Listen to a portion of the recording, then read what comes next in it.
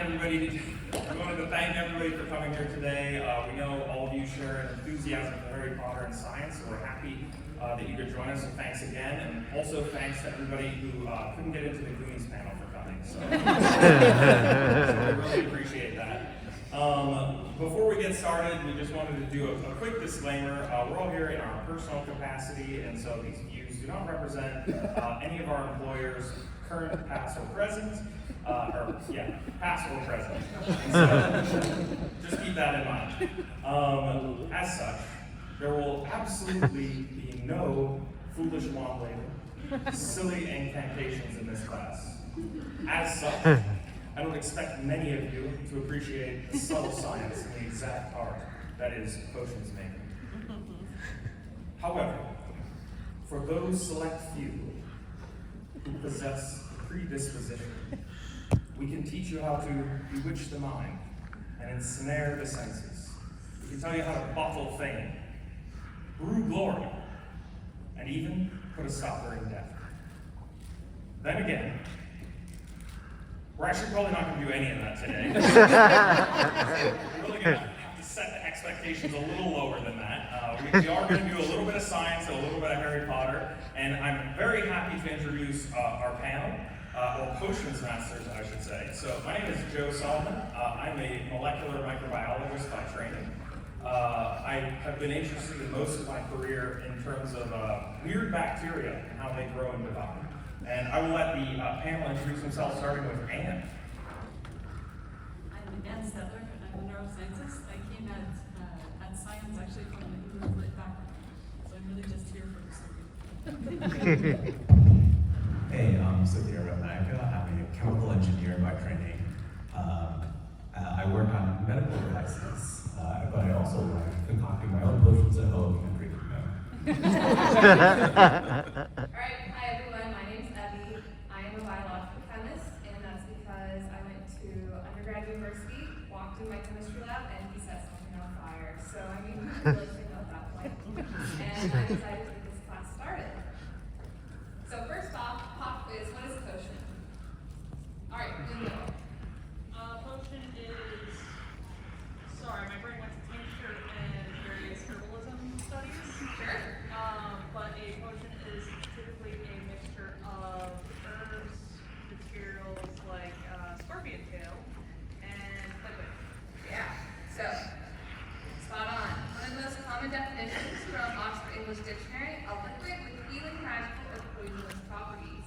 So many of the liquids we deal with on a daily basis qualify as potions. So congratulations, you all drank a potion this morning. So based on that, we have our calming chamomile tea. That really disgusting medication we had to take in your children. And of course, any number of magical potions in the world of Harry Potter, love potions, luck potions, polyjuice potions, and any number of liquids that we're creating in a wet lab can qualify as a potion, be it something that's going to heal us or something that will kill us down. Now that we know what a potion is, how do we make one? First off, you're going to grab your recipe book, or in the case of a wet lab scientist, your protocol, your lab notebook. And as I'm sure you're all familiar, because you're all here, we have the preparation of Draught of Living Death, which was very heavily annotated by the Half-Blood Prince. And Harry, by using those annotations, perfected his potion over all else. And that's exactly what we do in the lab as well. We destroy any protocol that was given to us. We write down everything, the temperature, the time, what happened, what mistakes we made, sometimes some swear words if we're really unhappy. And then, so we can see here that that is exactly what happened. The only unrealistic thing here is how thin it looks. Now, this is a recipe, not a lab notebook, but you can see it's torn, it's stained, it's tattered, things are scratched out, barely legible in some cases. And this is what lab notebooks really look like because you're spilling things, things are on fire, you have stains, so it's very hot chaos, but it's enjoyable. And once you have your protocol ready, you need to prepare your ingredients, or in the case of a wet lab, your reagents. And in the world of Harry Potter, their ingredients are often very cold, raw, unprocessed items, rat tail, eye of newt, and shown here, this is willow bark. So I don't know if many of you know this, but a couple hundred years ago, if someone had a toothache or a headache, they would grab willow bark, they would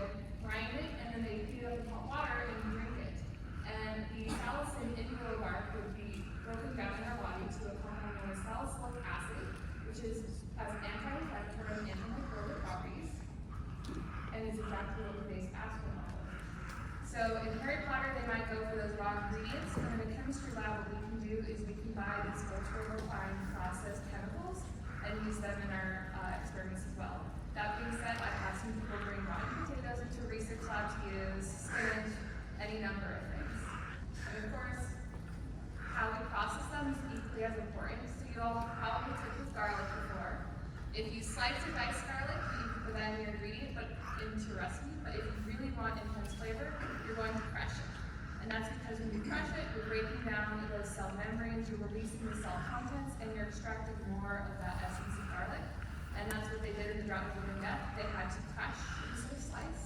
And that's what we do in the research lab as well. We often have to break things down a little bit. And once our ingredients are ready, we get to start brewing our potion. And in Harry Potter, you have a potion station. In real life, you probably see one as a lab bench. But a lot of similarities are there. One is your reaction vessel. So in Harry Potter, you have a cauldron. That's what everything goes into. And mixed in a wet lab, you'll have a reaction vessel be an Erlenmeyer flask, a round bottom flask, a little tiny little plastic container, and that's what you're running the reactions in. And then one thing that's pretty common in any lab is a mortar and pestle, and that's something you're going to use to process your ingredients so that you can better extract compounds from them. And then of course, fire, my personal favorite. So in Harry Potter, they're always going to have fire under the cauldron. It allows them to create their potion. We use fire all the time in the kitchen as well. So we should use it all the time in the research lab, right? Well, a lot of stuff in research labs like to catch on fire. So we will use what's known as a hot water bath or a sand bath, but oftentimes we use ice. And that's because the chemical reactions we run generate tons and tons of heat. And we want to keep them cold, or the compounds we're using degrade very quickly, and we want to keep them secure. And now that I've covered some basics on how we can make our own potions, I'm going to pass it on to my panelists to explain one of the potions in Harry Potter. So one of the potions that they use quite a bit is the Expedecies. This is the love potion. So actually it was really interesting to read this because the chapter really explained well what we do when we're trying to think of a drug creation. So what actually makes the drinker lucky? It's not actually the context outside, but it's the internal observation of that context, which is all super exciting because it's neuroscience and neuroscience. So if you're really going to be lucky, in order to see, for instance, that the door was left unlocked for the castle, you actually have to decrease your stress level. So in the intro, before they use it, they're very stressed about trying to figure out what's going on. To decrease that stress, increase the attention to the situation, and open your mind to the possibilities. Maybe things that you may consider before, and potentially have confidence.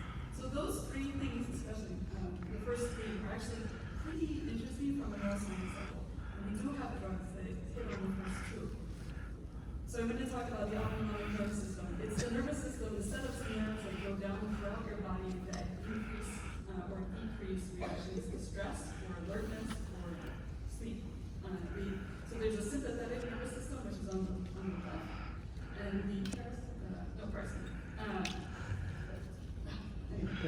sympathetic nervous system, which actually heightens your arousal, and actually if it's overworking, it's stressful. And the parasympathetic nervous system, which wants to decrease your arousal. But most of the drugs that we talk about are going to be on the sympathetic nervous system. So if you want to be lucky, you cannot be asleep, right? You cannot be, but on the other hand, you cannot be asleep or stressed. So one of the things that we can control in the brain and in the nervous system is norepinephrine. So most of the sympathetic nervous system is controlled, is a huge player is norepinephrine. It actually can be used to, you can block some of the effects of norepinephrine to decrease overactivation of the sympathetic nervous system and cause the person to be calmer to potentially then block. Some of these drugs have been used for a long time that regulate blood pressure. So if you have any drug that you're taking at home that ends in LOL, I don't know. It's actually a beta blocker. You're decreasing the effects of norepinephrine. That actually also used to be another drug for anxiety. Indirect effects are things like Ativan and benzodiazepines that work on the brain, but actually also tend to decrease norepinephrine, putting you in a little bit of a calmer state than being completely strung out with a volume. On the other hand, you want to also to be be lucky. You want to be able to increase your attention and focus. You want to be able to look around and say, oh, what can I see here, right? Because that's really kind of part of luck. It's not really anything external to you, it's how you're processing it. So some of the things that increase attention actually are used for ADHD, which is, there's two different classes, amphetamines, and then there's another class that are norepinephrine reuptake inhibitors. One thing, but amphetamines and Ritalin actually are also in the stimulant class. So they increase the effects of norepinephrine. The problem with stimulants is that it can make you feel a little bit odd, right? So newer classes of the drugs, actually like Strattera, are working on making that attention to focus happen in your brain, but not hit your autonomic nervous system. So this is actually probably a better luck potion ingredient than stimulants, for instance. That's fun. But hitting that sweet spot between calm and focus is really important. And part of it takes a good knowledge of pharmacology, but it also takes a good knowledge of neuroscience, which we don't really have quite to the level that we can make it in a blood potion. And this is actually even Slughorn knew about this, because he says if taken in excess, it can cause giddiness, which is the overexcitability of norepinephrine, recklessness, and dangerous overconfidence. Too much of a good thing.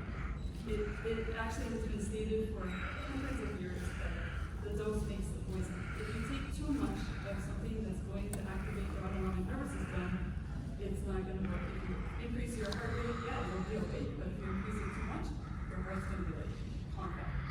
So this is actually one of the problems with pharmacology, why we constantly are studying things to try to push our boundaries. The other part about being lucky is, like I said, to see novel situations. So it's not really enough to be in between excited and focused in order to be able to like think of a new solution.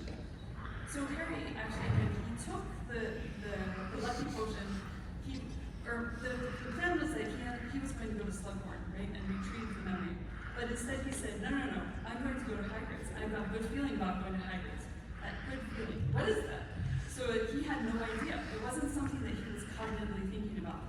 So for a long time in psychology, which is a lot of neuroscience can come out of psychology, there was it's called the conscious mind, which are the thoughts that you're actually thinking, versus the unconscious mind, which is all the thoughts that are things that are going on in your brain that you just don't know about.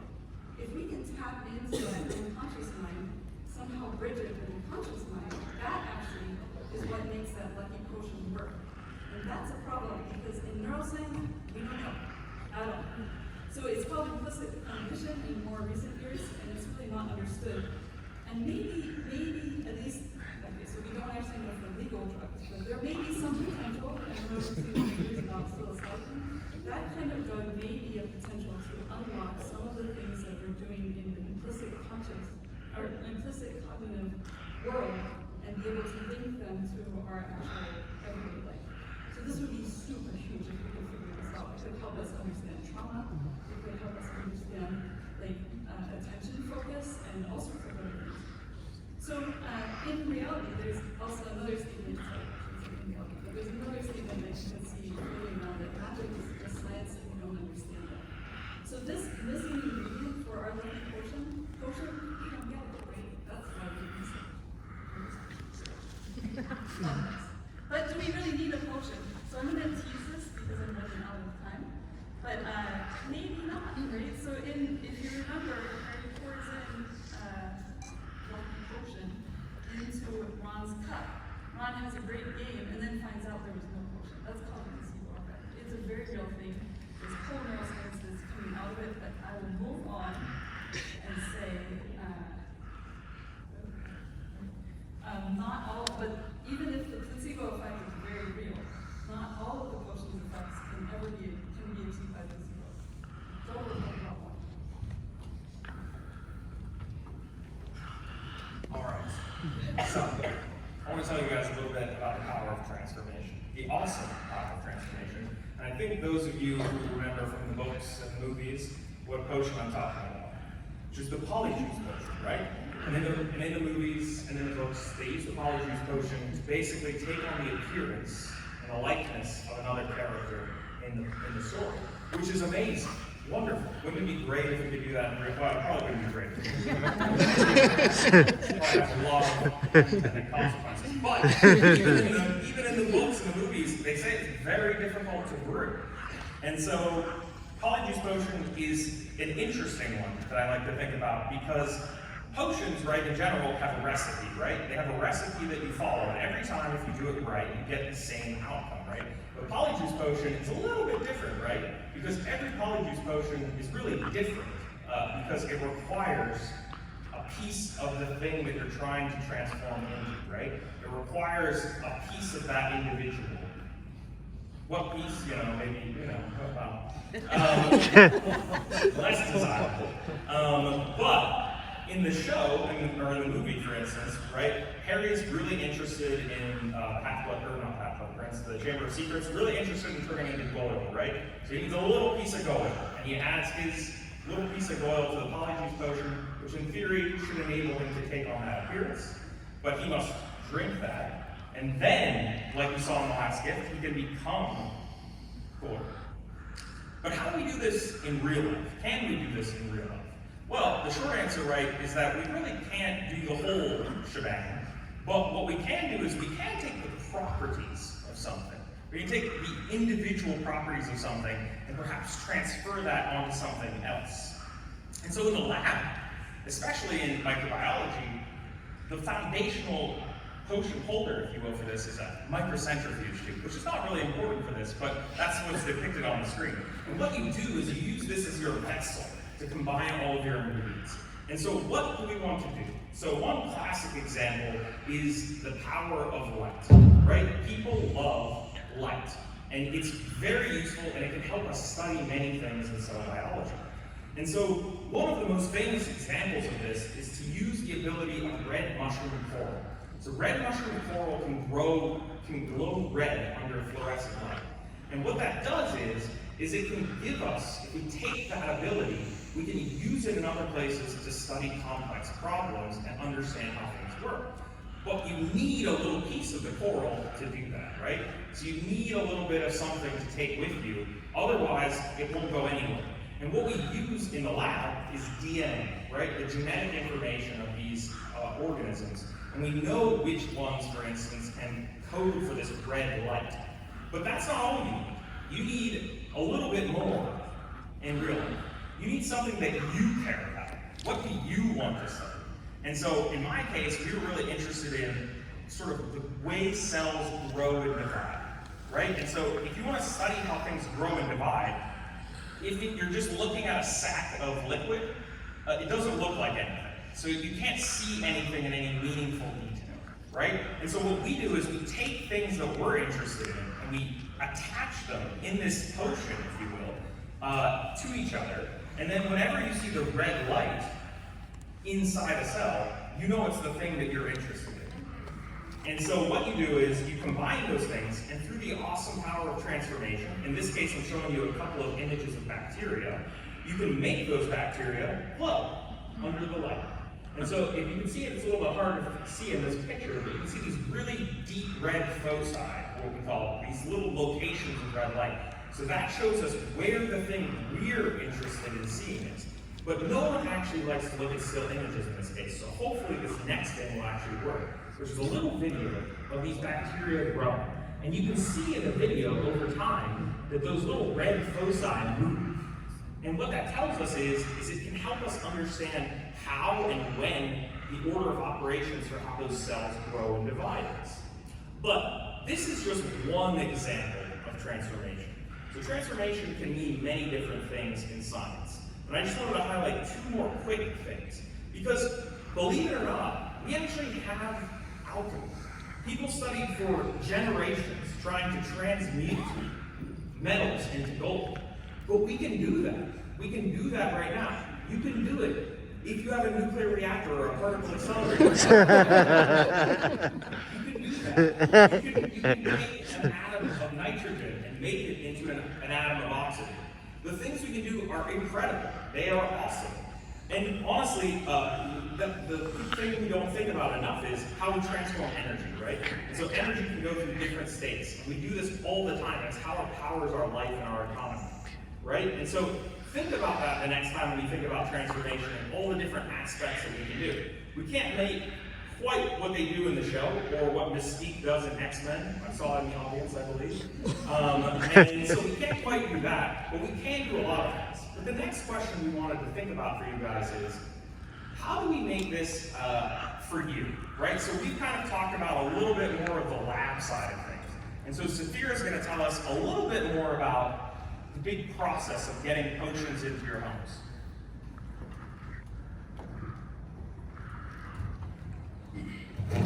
So yes, you probably don't have a nuclear reactor at home. Raise your hand if you do. Don't question the other people in the room, because I'll come to you afterwards. So, for those of us who want to use this in our everyday life, how does that work? How do we take these microdoses and scale them up to what we see out in the real world? So I want to talk a little bit about the manufacturing process of real life potions. So we all start at the benchtop, like Evie and Anne and Jared mentioned, but we're probably not walking to our neighborhood, graduate student molecular chemist and asking them to make our aspirins for us. So instead, from that scale, what they do is they start doing little pilot projects. So they say, all right, I've got this really great drug or this really great potion. I'd love to scale this up. I'd like to give it to more than just my one mouse. So to do that, you have to be able to replicate it. You want to get it to a larger scale. Once you get it to a scale enough to try an animal or a mouse, then you want to get it even larger. You want to be able to serve a community, maybe even the world. But along each of those places, you want to make sure that what you're doing is correct, good, moral, all of those great things. This is where some industry standards and peer review really come into play. When you're doing science at the lab bench, a lot of basic science in the scientific world is done, and then we peer review that means other scientists look at your work and say, this is great, or this is terrible, or why did I think of that? And those things get published, and that allows you to kind of go along the process. Somewhere along the line, if you're trying to develop a drug, you want to test it out in an actual living thing. You start off with the small bacteria, like Joe mentioned, you kind of scale it up into something a little bit closer to humans. That may be a mouse, it may be a pig, eventually get into clinical trials. This is when government regulations, maybe an agency like FDA or whatever have you, will step in and say, is this the correct way to do this? Are these the correct parameters by which to really say that your drug is working and you're not just doing a placebo effect? You do placebo tests as part of these sometimes. And so you can look at the chemical signals in there, you can look at the whole body reaction, you can sometimes find interesting side effects. If you've heard of the drug penicillin, it came up as a side effect for somebody who was trying to do something completely different, and they noticed that some of the bacteria in the petri dish was all dead around this fungi, and that was a chemical that made penicillin. So there's always interesting outcomes that come from this experimental process. Once you get enough up this process and you get to a reproduction level, then you push it off to business folks, and they get to say, oh, this is a great drug, we're going to stamp our name on it, and Pfizer's going to make $1 billion off of you.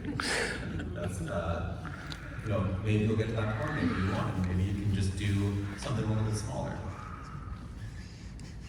So, raise your hand if you've taken one of these today. Yeah, I did too this morning. It is spring in DC, there's flowers out, and that brings with it a lot of allergies and pollen. So, in those tablets you take, you might think that, oh, this is some pure concentrated medicine. We're taking the real stuff here. But it turns out that it's not actually all medicine.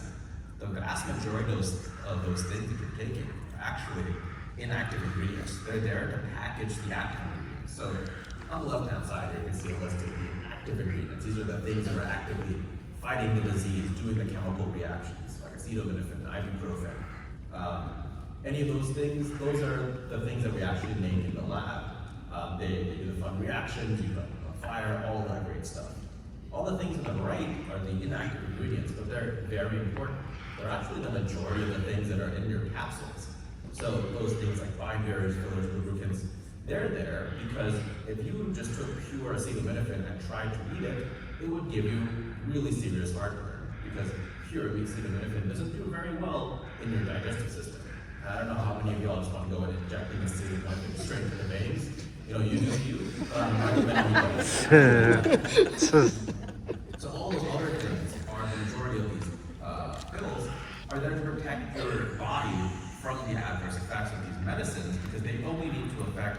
parts, the specific parts of your body that are needed. Your immune system, or your histamine, or your endorphin receptors, or your hormone receptors, whatever it is, those are the places that are needed for those medicines, not every place else. That's really the point of the binders. I will mention also, if you think about your candies, who here has a favorite flavor of candy? Say strawberry, blueberry. So strawberry mostly, I see. How many of y'all like real strawberries? Okay, much more people like actual strawberries. Because a strawberry candy kind of tastes like a strawberry, but not really a strawberry. That's a similar thing where what we've done, we being chemical scientists and food scientists, is we've tried to create the essence of strawberry. The strawberry flavor is 1,000 different kinds of chemicals, but a strawberry candy is maybe 5 different kinds of chemicals. So it's got the essence of strawberry, but there's something missing in it. And that something is all the other kind of small compounds that show up. So you get the mostly strawberry, but a little bit less.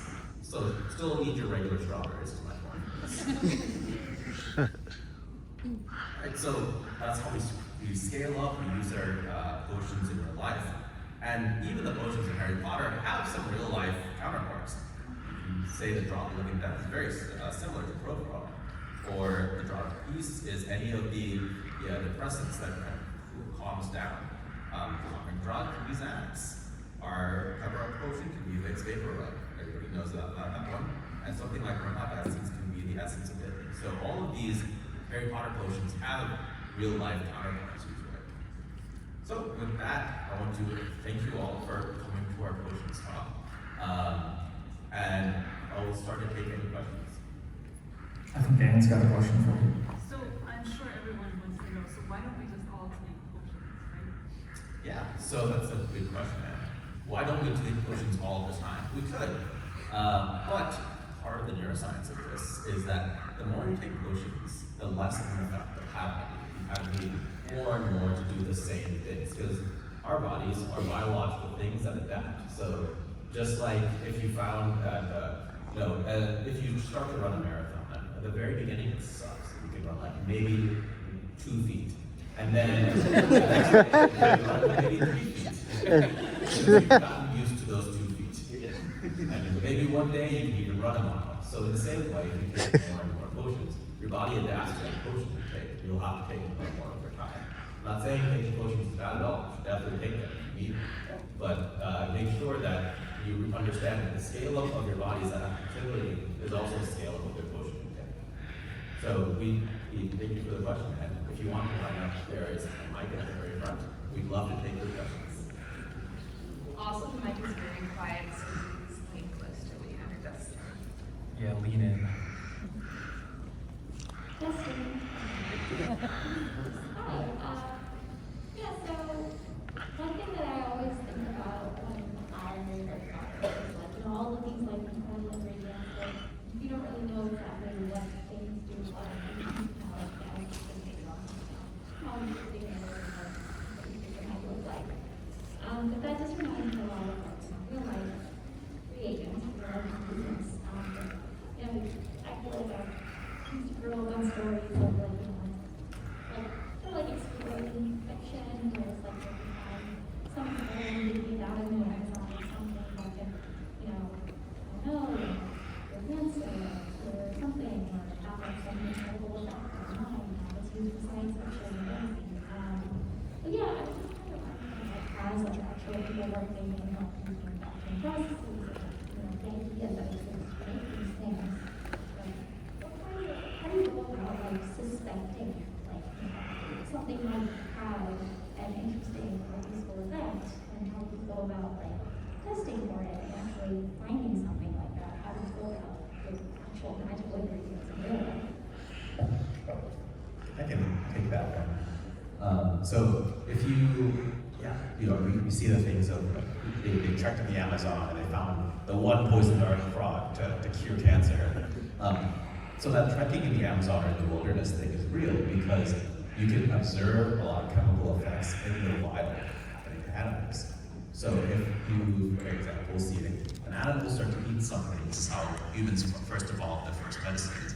So we saw animals eating these things, and and say, well, if it works for the elephant or the kangaroo, why doesn't it work for us? And then as we develop our science, we understand that there's a specific thing in that plant that is actually healing them.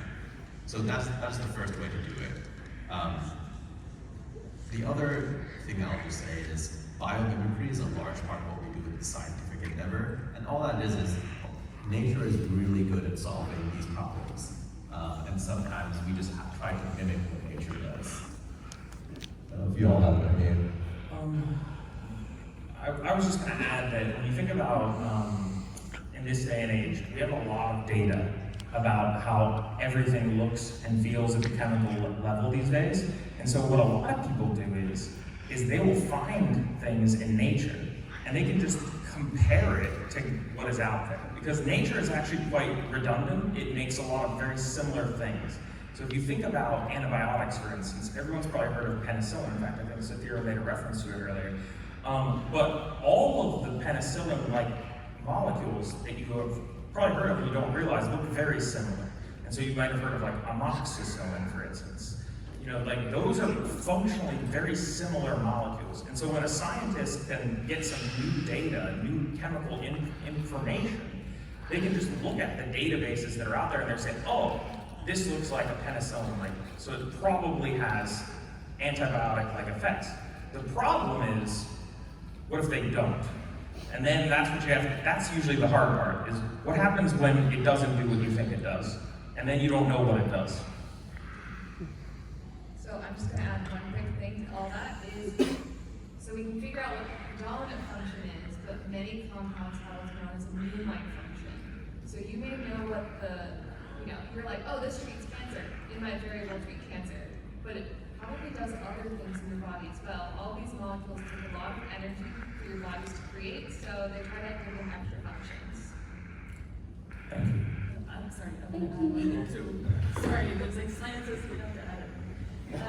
Part of the things that you guys have all talked about is like coming at it from a molecular approach. The other way to come at it is from the organism approach.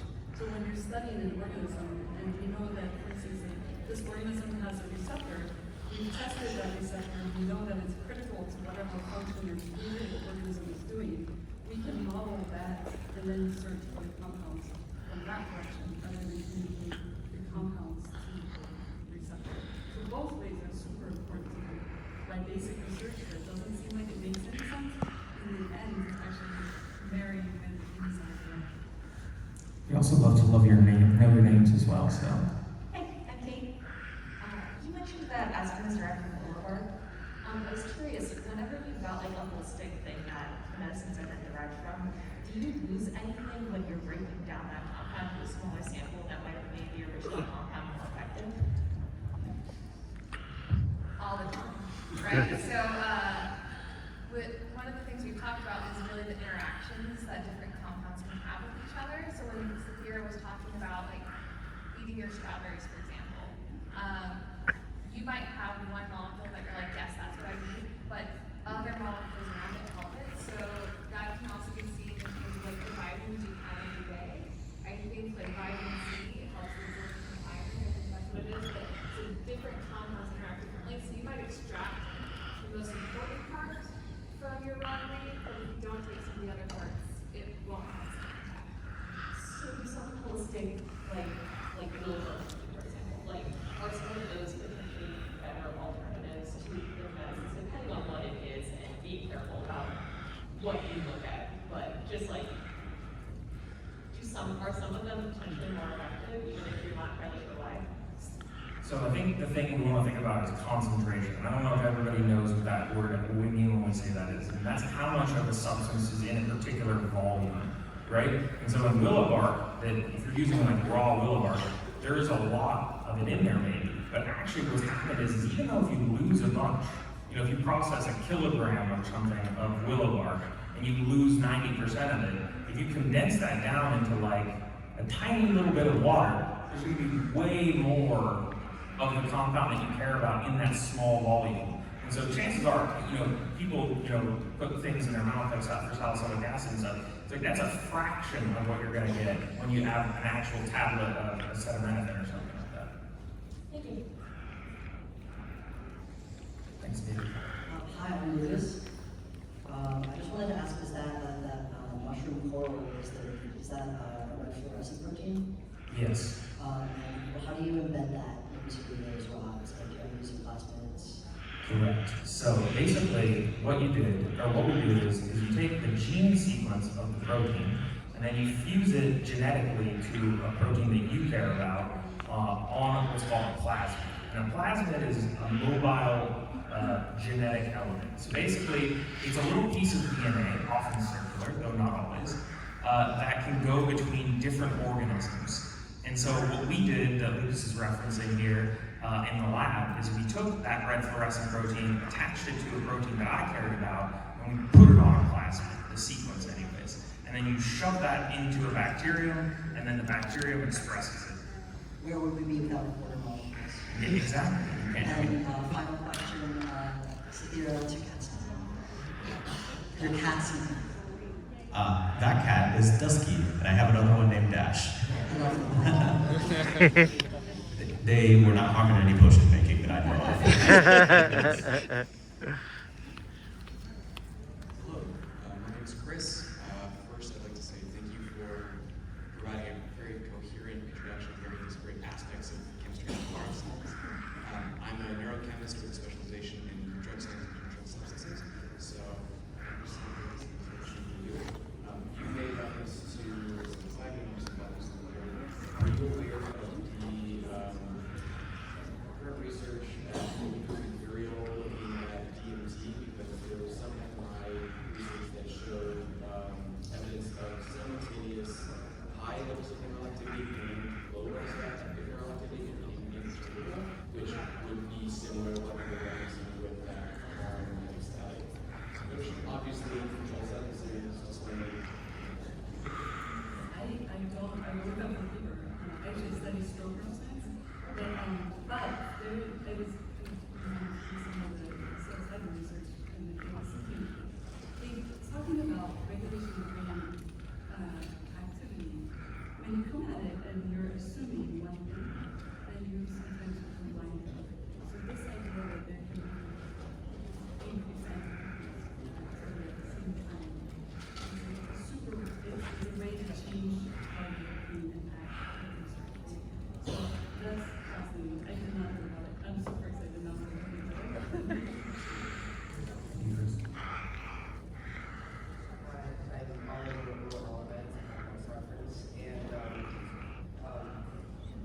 I was curious about why, specifically the grape candy, the way that tastes so wildly different from actual grapes that I but just like grape candy, you really love grapes.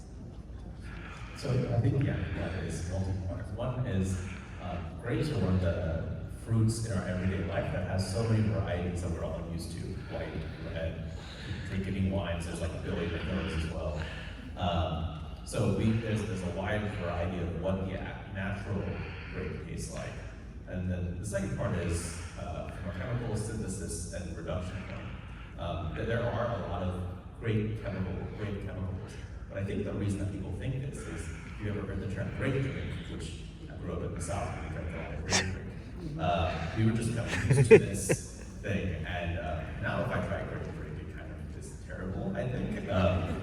And because the number of grape compounds versus others, I'm not exactly sure why. It seems to be a little bit more in magnitude. So it's a lot harder to get that grape flavor exactly correct. So if any of y'all are budding, artificial flavoring experts, the best way to really replicate your flavor is to get as many of those different compounds in your flavor as possible. But after a certain threshold, you get to a point where we say, is it really worth it to get the 101 compound in there, or will people really notice the difference? I guess the grape industry decided that they're done with it. Just to add to that, actually the perception of taste can be highly variable between individuals as well. So we don't, olfaction is one of the oldest senses that's highly conserved across species, but we still actually are not totally understanding how molecules interact with both our taste and our sense of smell independently. So it could actually also be a disconnect between certain people in the population.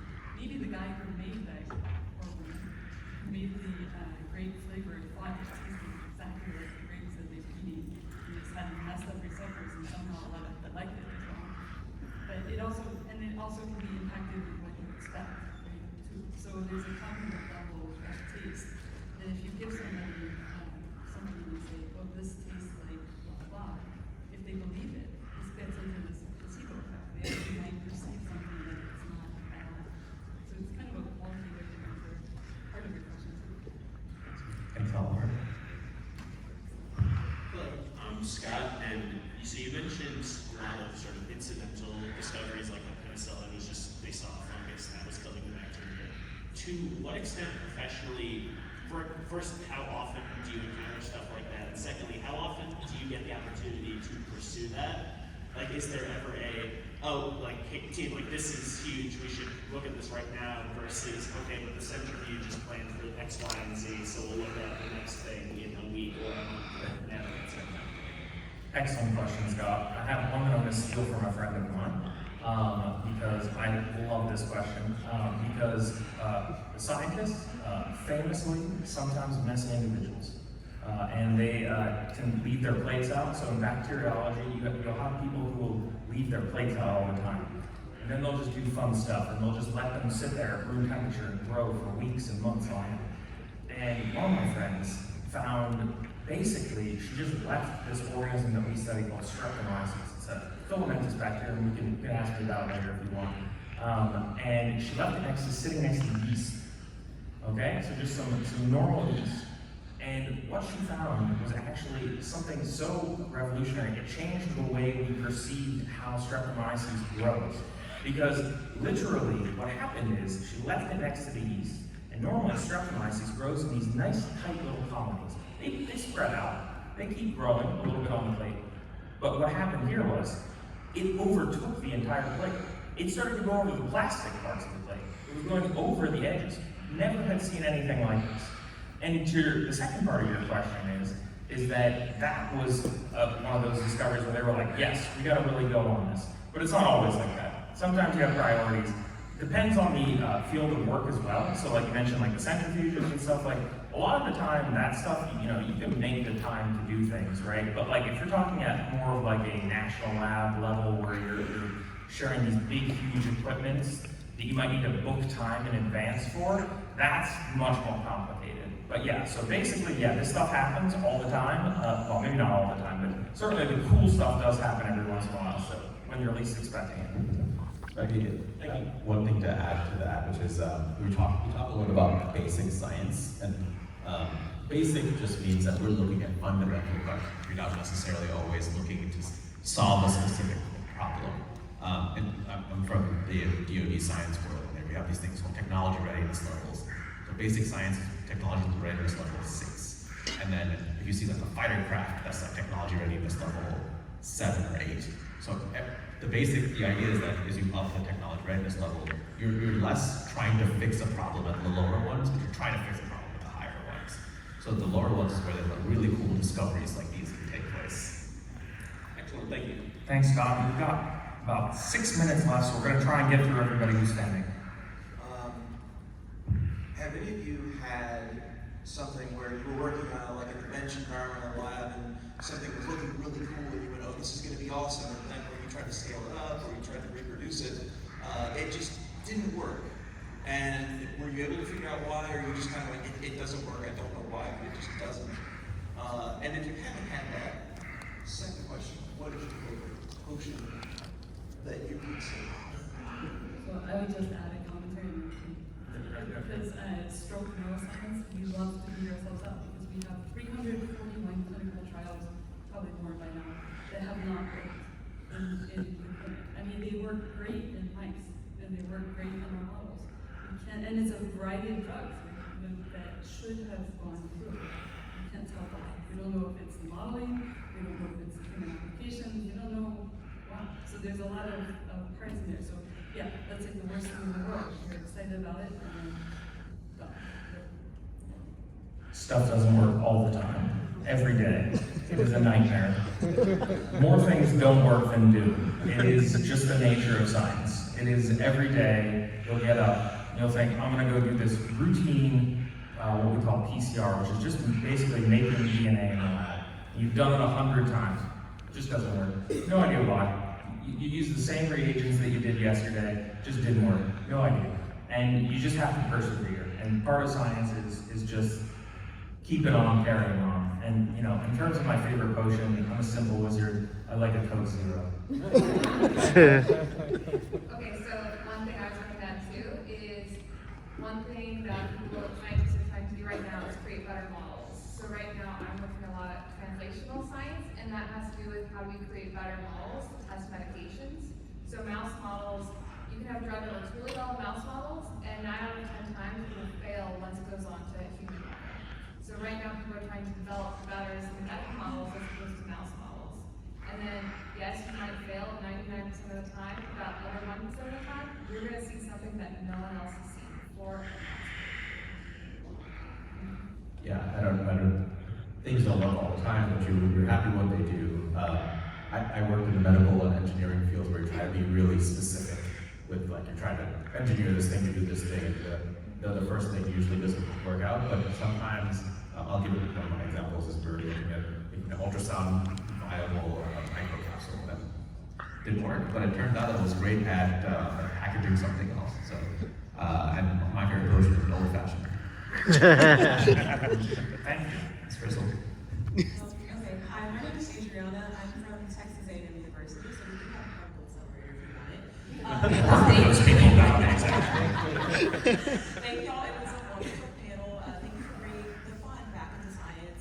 And I was just wondering if y'all had any advice for people that are considering a PhD. Like, what is it that keeps you going back to lab, like after the third Western blot fails? You know. So like, if you just share like where that passion came from and what that drive. I guess it's the wanting to know, obviously, for most of us, but sometimes when the PCR hasn't worked for like the past 4 times, it's like, you know. The thing that keeps me going back is community, and this is actually, to be honest, on a bigger scale, but it's not just a lab thing. If you having your group of reasons why there are people that support you, that understand what you're doing, are in the lab, community lab, that's the only reason why I'm back. Western lab, not Western lab. But also knowing what you're trying to do, keeping in touch with people that your science affects, which is actually much wider. And a lot of times, especially basic scientists, we get lost in the mouse models in a way and we forget to tell people how it's impacting them. And having that breakdown actually causes us to go between science and society. So I think keeping that community focus is what has brought me to continue to know on the different ones. So when we were towards the end of the scientific career, 356, we're talking about Professor Bell. But that's the thing. And it's not quite what you're looking for, probably, but it's I was just going to say too, anyone who gets into science is going to love science, and then you like outside of it. So I really enjoy being creative and not having other people box me around. And the further you go in school, the less people can box you around. So it depends on what you want to do outside of just the science. For the sake of time, we should probably skip to the next question, but thank you. We can talk more after we go. Hi, my name is Emma. I read something recently that suggested that old school potion ingredients, like say iamnute or cat's tongue, were actually like allegories for real life plant-based ingredients. Like I think iamnute was mustard seed, and then cat's tongue was like the leaf from catnip. I was wondering if any of you have a very comment on that. it's like super cool because it's like language evolution along with science, right? So I don't know, and I can't think of anything offhand, but it's a super interesting way to think about how do we take our knowledge today and be able to preserve it so that people 300 years from now, even if language changes or references to plants or to whatever it changes, it will still be preserved. That's actually a huge history of science question that is great.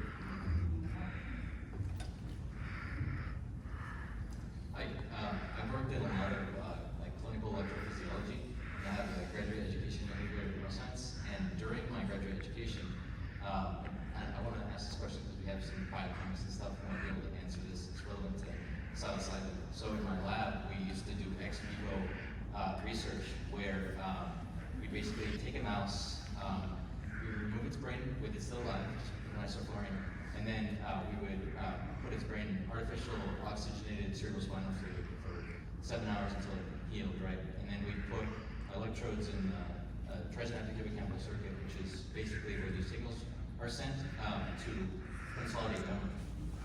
And so I'm wondering, so we got a little experimental, right? And we put some amphetamines in there, we put some psilocybin in there, and what we saw is these shock-wave ripples, which are indications of memory consolidation, were way stronger. And so I was wondering if you guys know like why this would happen, given that we didn't get to explore all that necessarily. We were just like, okay, this is huge. So drugs and psilocybin, I mean, I think the most recent thing is that it's certain, it's part of one of the major mechanisms of action.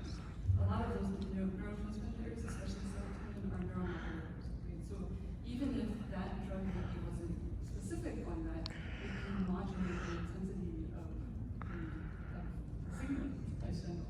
So that's probably, if I had to check this, that's probably, it's not my field, but that's what I would expect. So it's really, but you bring up a good kind of paradigm to talk about that when we're looking at neuropharmacology. Again, like Armani is saying, oh, you need to go to Slughorn, and Harry is saying, no, I have a good feeling about Hagrid. Sometimes we need to get away from thinking that what we're looking at is a direct effect, and instead start digging into something that maybe is less clear or less intuitive, an indirect effect. So that's the only thing that I can imagine that paradigm address that. Well, actually, I misread the clock, so it's actually, we actually have 7 more minutes. So if anybody's got any burning questions, we're happy to take them, otherwise we can let you go. Got a couple of thinkers, yeah. This was more of a fun question. Oh, we have standing questions. I want to know what other fun titles you weren't able to commit to. Oh, okay.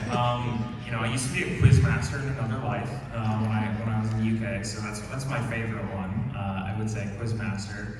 Power Ranger aficionado was up there. Let's see, what else? Warcraft 3 enthusiast. Specifically, Warcraft 3. Not WoW. I never got into it. But other than that, also of course, Yu-Gi-Oh! Sen, of course, a Yu-Gi boomer, if you will. Those were the main titles I was contemplating between. Awesome, thank you. You're welcome. Hi, my name is Emily. I do have a question though. So you guys have been studying for so long within the fields. Just some advice. How do you guys continuously retain the information you guys learn from within the field? And what is the best way to kind of help that get transferred? So I really answered that with another reason to answer it. Like I said, I came at science from English. So when I'm thinking about neuroscience, I'm not thinking this molecule binds to this affinity that is. I'm thinking about this molecule is the passionate embrace with blah blah blah. I think it is this whole novella, in the way that I have nothing on my mind in science. So I kind of personalize it for myself in the story format that helps me retain it. But I know that that's highly individual, that we all have our different ways to be able to keep that information to us. And so I think that what I want to answer is that if you're interested in science, don't be bogged down if you don't get a good score in a certain course. Because maybe they just need super language. Maybe that science comes from your brain and help you do it. At least that's Okay, so I love science education, and in my free time I've been watching this video series about common sense learning, and it's about how we best learn. And so you can take notes, you can go back over notes, but what they found is when you're using recall, that's how you slow technology in your mind the best. So kind of like note cards, you read something, close your eyes, you can visualize the answer and get through it, and it's recall that helps solidify the knowledge. And outside of that, if you really want to keep your science knowledge fresh, do teaching, do outreach, do science panels at Comic-Con, and that's what's going to keep the science alive. Just a button on that. You just gotta be okay if you don't remember everything. That's what I always think about, because what you said is right. Use it, you know, remember it, use it, and then someday you're just gonna be like, yeah, I used to know how that worked. It comes back quickly when you forget it. Hey, I have a question regarding like, so I get migraines, and I know that going through like a lot of like medications and stuff, there's not a lot of medications that like specifically target migraines, like there's not, like there's a lot of other medications that can help with them, but when you guys are like doing medical testing for things like migraines, where like, it can be hard to tell sometimes when somebody is suffering from one, so I imagine it's even harder like in a house. So how do you go about with like animal models when you're testing something neurological? This is honestly something to think about. So you can't, that's the problem. So anything, if it's something that's human specific that we're trying to study, not just like human damage but if it's migraine, you have to study how it evolves in the patient, and then try to see what markers you can replicate in the mouse. So right now they use like this, a lot of times they'll use this potassium, like this wave of it's actually suppressed neural activity that goes to the brain, right? So that's one of the models. But you hope then that it'll give you something that then can be tested in the clinic and hopefully succeed. But like I said, with stroke, we learned a lot about what cells do when they're exposed to stroke, but nothing has yet translated. So that means there's something missing from our model, and it might not be possible to replicate in the rodent brain. The rodent brain has a lot of differences. Like white matter, there's a certain type of a group of cells in the brain. In human, it's 50% of the brain. In mice, it's only 15. So if those cells are critical to your experience of migraine, and then testing whatever I'm doing in a mouse, it's not going to translate. So that's why we have to get what he was talking about, that one of us was talking about going into like computational modeling or trying to like have systems that maybe are going to bring out other knowledge that we gained from studies, like human studies, primate studies, put it together into computers, and then try to ask that. And then AI, that's been a huge advance. Maybe try to do that. The other question though is what is clinically defined as a migraine is not always just one thing. It actually could be many different disorders all under this umbrella.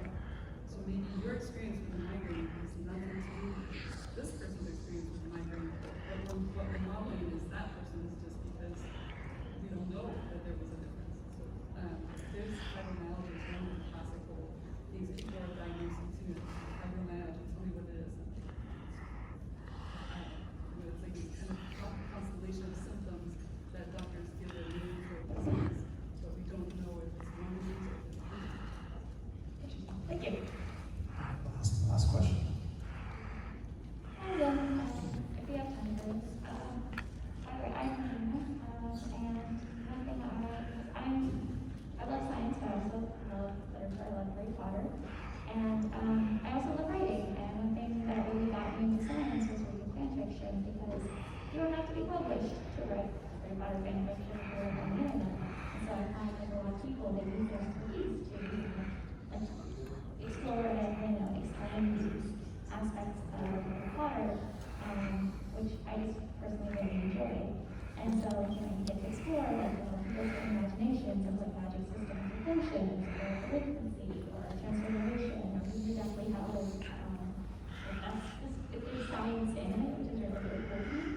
So I was wondering if you guys might, like share that, like if you've ever, read or like heard of or like imagined your own explanations for how the magic of Harry Potter works, in motions or in nature.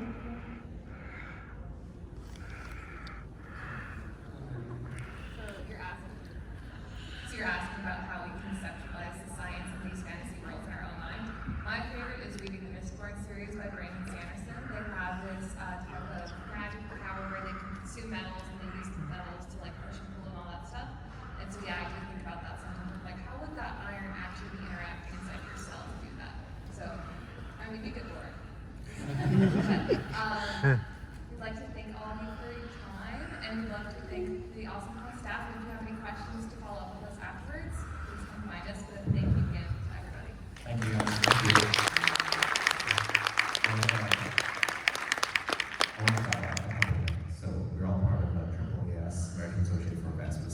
booth, doing panels throughout the con, so come to this room, and also there is a science demo stage downstairs in the exhibition hall, so if you want to see some cool science experiments IRL